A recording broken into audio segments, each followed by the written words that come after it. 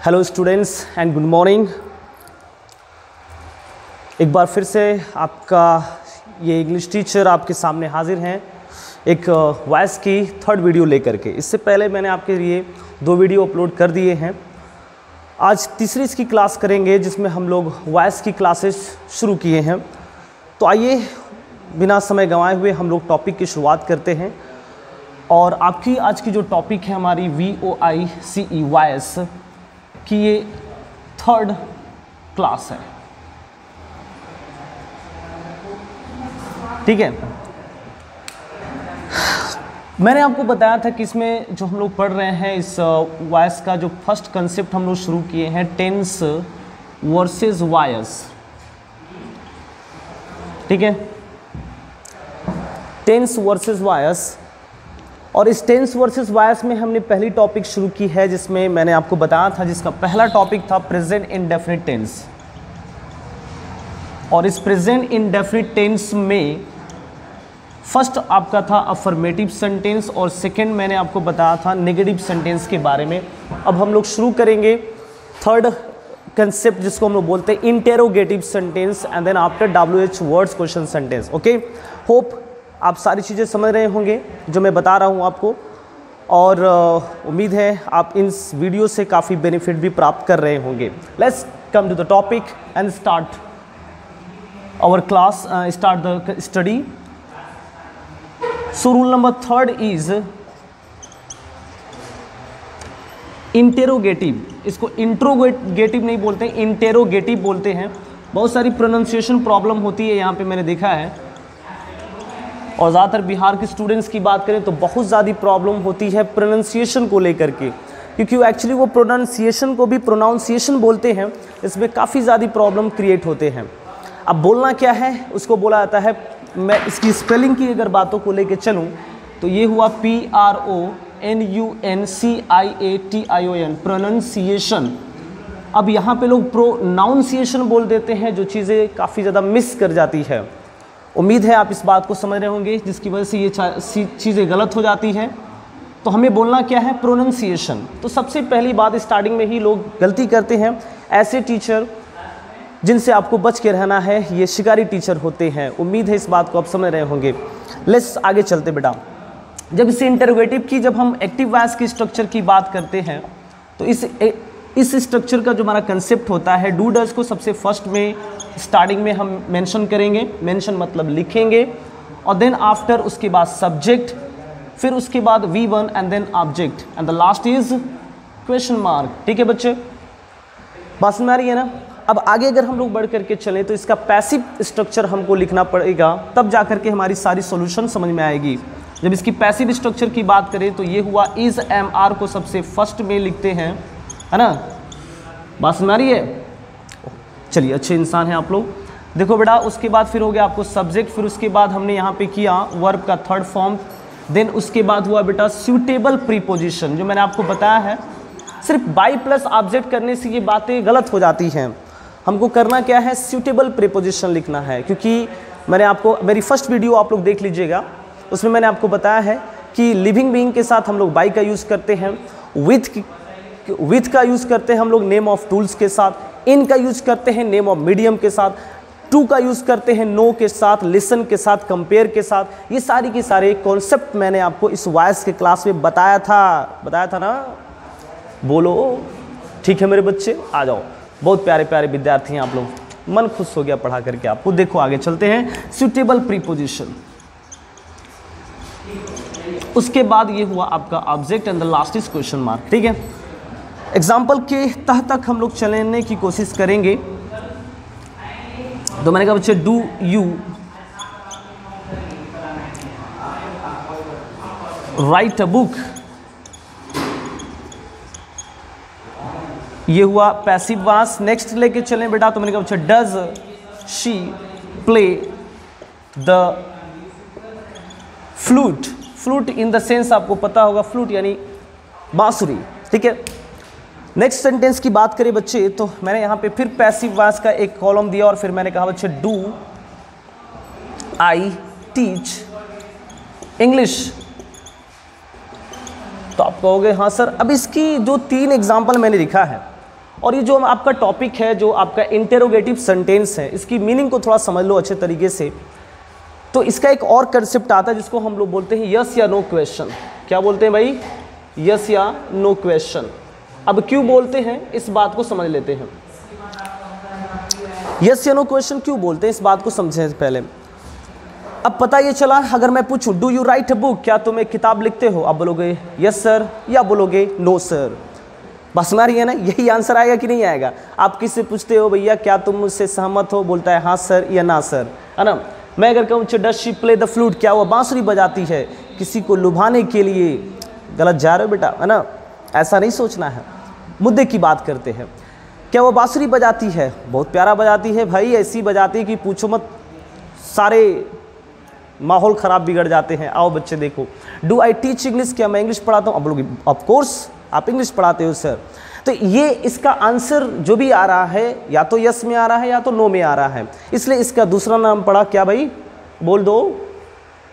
हाँ जी, यस या no question. क्या बोला आपने? यस या नो क्वेश्चन। ठीक है, आते हैं इसको बना के चलते हैं।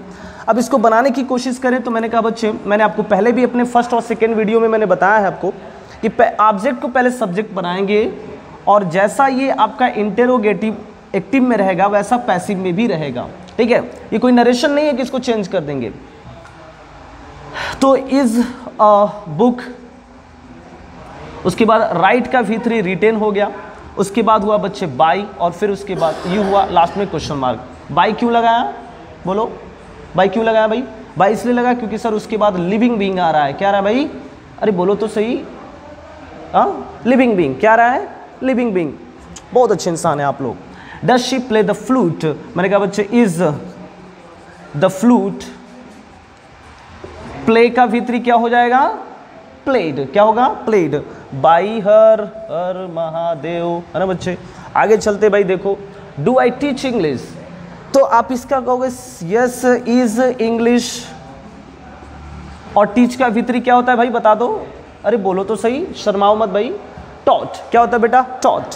कुछ लोग इसको टाट बोलते हैं, ये टाट बोरिया नहीं है, बुड़बक है सब, ऐसा अजीब तरीके से अंग्रेजी उच्चारण करता है, टाट फाट, ऐसे कहाँ से आते हैं ये लोग, समझ में नहीं आता है। किसी पीके के ग्रह से लगता आए हुए रहते हैं ऐसे लोग। इज इंग्लिश टॉट बाई मी। ठीक है, तो ये हुआ बच्चे आपका जो मैंने आपको बताया, ये रूल नंबर 3 इंटेरोगेटिव सेंटेंस का। ये उम्मीद है आपको ये सारी बातें समझ में आई होगी। मे भी आप इसको स्क्रीनशॉट ले सकते हैं, नहीं तो वीडियो पॉज करके भी आप इसको देख सकते हैं, कोई दिक्कत नहीं है। अब इसका लास्ट अंतिम चलेंगे हम लोग, रूल नंबर 4, जिसको हम लोग बोलते हैं, अरे बोलो तो सही, WH वर्ड्स। क्या बोला लड़के ने भाई? WH words. चलिए रूल नंबर 4। अब इस WH वर्ड्स की बात करें तो क्या क्या चीज़ें होती हैं, उसको देखने से पहले मैं आपको एक बार फिर से बता दूं, मेरे इस YouTube channel Solvemate English class tutorials run by Shahenshah sir, आप इसको सब्सक्राइब करिए, ज़्यादा से ज़्यादा इसको लाइक कीजिए, ढेर सारा अपना प्यार दीजिए। अगर कोई भी कमेंट है कमेंट बॉक्स में बताइए, उसको हम दूर करेंगे, उसके अनुसार हम आगे बढ़ते रहेंगे। लेकिन आप इसको अपने दोस्तों को भी शेयर करिए ताकि आपका ये टीचर आपकी दुआओं से आगे बढ़े। उम्मीद है आप अपना प्यार ज़रूर देंगे, क्योंकि आप बहुत प्यारे हैं, इसलिए आप अपना प्यार हमें ज़रूर देंगे। लेट्स चलते बेटा रूल नंबर 4 की तरफ। इसको हम लोग बोलते हैं WH वर्ड्स, क्वेश्चन सेंटेंस। ठीक है भैया, बोल दो लाल, आ जाओ बच्चे। जब इस क्वेश्चन सेंटेंस की बात करें तो मैंने इस WH वर्ड्स की कुछ बातों को सॉल्व करने की कोशिश की। भाई ये WH वर्ड्स होता क्या है, तो जब इस WH वर्ड्स की बात को लेकर के चले तो W से हुआ बच्चे व्हाट, व्हेन, वेयर, whom, हाँ कि ना, वाई। ठीक है बच्चे, हु, हाउ, ऐसे और भी बहुत सारे हैं। इस टोटल हमारे क्या है WH वर्ड्स हैं। हिंदी मेरे ख्याल से सबको पता होगा, व्हाट का हिंदी क्या, व्हेन का हिंदी कब, वेयर का कहाँ, हुम का किसको या किसका या किसकी, वाई का क्यों, किसी को वफा के बदले वफा नहीं मिलती। पढ़ाई पे ध्यान देंगे बेटा, आशिकी नहीं। हु का हिंदी होता है मेरे बच्चे कौन, और हाउ मतलब कैसे, बताएं तुम्हें कि कितना चाहते हैं हम। इंग्लिश को बेटा दूसरे की तरफ मत जाओ, आओ मेरे प्यारे, देखो यहाँ पे मैंने इसकी एक्टिव वॉइस की स्ट्रक्चर बनानी शुरू की तो इसका हमारा कंसेप्ट हुआ WH वर्ड्स, मैंने यहाँ पे लिखा। फिर उसके बाद ये हुआ बच्चे डू और डज, फिर उसके बाद हुआ बेटा आपको सब्जेक्ट, फिर V1, फिर object and the last is आपको क्या हो जाएगा, बोल दो भाई, क्वेश्चन मार्क। जब इसकी पैसिव की बात करें सरकार तो ये हुआ आपको, फिर वही बात WH वर्ड सबसे पहले कर देंगे, ठीक है। फिर इस डू डज को हम लोग इज MR में चेंज कर देंगे भाई, और फिर उसके बाद हुआ ये आपका सब्जेक्ट, फिर उसके बाद वर्ब का थर्ड फॉर्म, और मैं लिख दिया बच्चे ये हुआ आपको, मैं इसको मिटाना चाहूँगा अगर आप तकलीफ न माने तो ये हुआ बेटा आपको preposition, prep plus object and the last is question mark. तो प्रीपोजिशन में कोई भी चीज़ें आ सकती हैं, कोई दिक्कत नहीं है। एग्जाम्पल की तरफ चलते हैं, ज़्यादा इधर उधर की बातें नहीं लेना है हमें, वीडियो को ज़्यादा बढ़ाना भी नहीं है, शॉर्ट एंड सटीक होना चाहिए। मैंने कहा बच्चे व्हाट डू यू वांट, तुम क्या चाहते हो या तुम क्या चाहती हो। किसी ने आपसे पूछा भाई तुम क्या चाहते हो, भाई लड़का कुछ और समझ जाता है। आओ इधर देखते बेटा, जब इसकी पैसिव बात की लोग लेके चलते हैं, फिर आगे चलते। मैंने कहा बच्चे when does she write a book, कब वह एक किताब लिखती है, इसका हिंदी ये हुआ। और एक लास्ट लेकर के चलें तो मैंने कहा बच्चे हो जाएगा बेटा how does Rohan play the guitar, भाई रोहन कैसे गिटार इतना खूबसूरत बजाता है कि लोग देख करके स्वाहा हो जाते हैं। अब स्वाहा का मतलब फ्लैट हो जाते हैं मेरे बच्चे, भावनाओं पे ध्यान दिया करो, शब्दों में क्या रखा हुआ है। चलिए मेरी बातें बहुत सारे बच्चे समझ रहे होंगे, जो समझ रहे होंगे वो कमेंट ज़रूर करेंगे। कमेंट से हमें थोड़ा सा एक एनर्जी मिलता है, समझ रहे हो ना मेरी बात, बोलो ना। चलो आगे चलते बेटा, देखो जब इसकी बात को लेके चलो व्हाट डू यू वांट, तो मैंने कहा बच्चे व्हाट इज वांटेड, देख लो कैसे इसको बनाया जाता है बच्चे। व्हाट वाले सेंटेंस को ऐसे ही बनाएंगे, what is wanted by you, तुम्हारे द्वारा क्या चाहा जाता है भाई, ये इसका मीनिंग हुआ what is wanted by you. When does she write a letter, वो कब एक किताब लिखती है, तो आप व्हेन का व्हेन पहले उतार देंगे, इज ए बुक, है ना। फिर उसके बाद राइट का रिटेन, उसके बाद when is a book written by, और शी का क्या करोगे मेरे लाल, हर हर महादेव। आ जाओ मेरे बच्चे अंतिम कार्रवाई पे चलते हैं। मैंने कहा बच्चे how does Rohan play the guitar, Rohan कैसे गिटार बजाता है या कैसा गिटार बजाता है, कैसा। आप कहोगे सर पूछो मत सर, इतना खूबसूरत बजाता है कि रास्ते में बजाते चलता है तो छत पर से समझ में आ रहा होगा कि मैं क्या कहना चाहता हूँ, कूद जाते हैं कि जाती हैं। आ जाओ मेरे लाल, देखो how is the guitar play का प्लेड बाय रोहन, ठीक है मेरे बच्चे।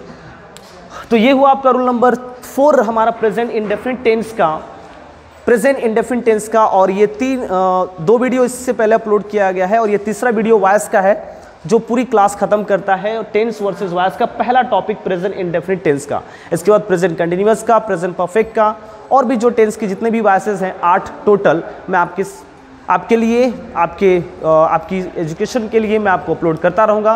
लेकिन उसके लिए ज़रूरी है कि आप अपना ढेर सारा प्यार दें।